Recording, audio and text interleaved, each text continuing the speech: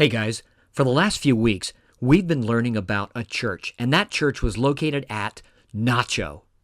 Nacho? Wasn't the church of Nacho? Come on, it was the church at Itch. Itch. Come on, you've got some of the letters right, but there we go. Antioch. It was the church at Antioch. It was a great church, and they did a lot of great things, and we can learn a lot from them. So each week, we're going to take one letter from Antioch, and we're going to use it to help us learn things. We started with the letter A, and that taught us to allow certain kind of risks. See? Allowing risk. And then we talked about N, numerous life changes. And then the T, we learned all about team leadership. And today, with the help of the letter I, we are going to learn about, are you ready? This is going to be so exciting.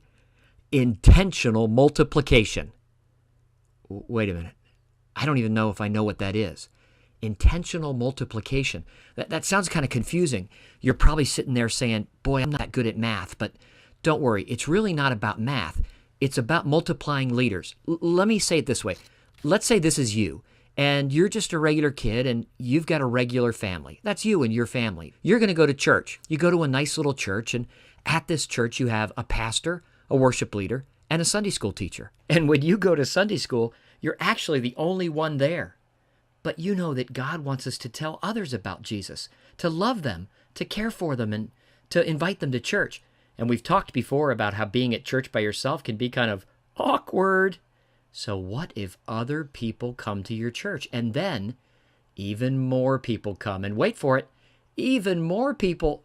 You wouldn't believe it. Now it's double. And then there are people everywhere. Isn't it great?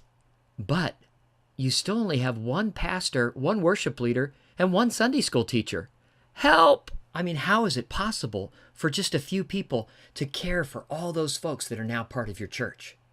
So they stop and pray, and they study the Bible, and they learn a lot of things. They even learn things about the church at Antioch, about growing the number of leaders they have, not just growing the number of people that are part of the church. See, intentional multiplication. It means not only getting more people in the church, but more leaders in the church as well. But where will those leaders come from? Well, they'll come from the church. They'll come from people like you and people like me. And it all started when the leaders that were there explained to the others and taught them about the need for them to get involved and to volunteer, to be the leaders that God wanted them to be. One by one, they started showing them the work that needed to be done and what the Bible said about being a leader. And it worked out great for everybody. And we already know, because they worked in teams, it worked out even better. They prayed, they had a plan, and they intentionally multiplied the number of leaders. See, intentional multiplication. It's really not that confusing.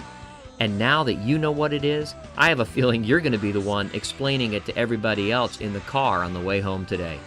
See you later. Like it. All together now. That's the way. We like it.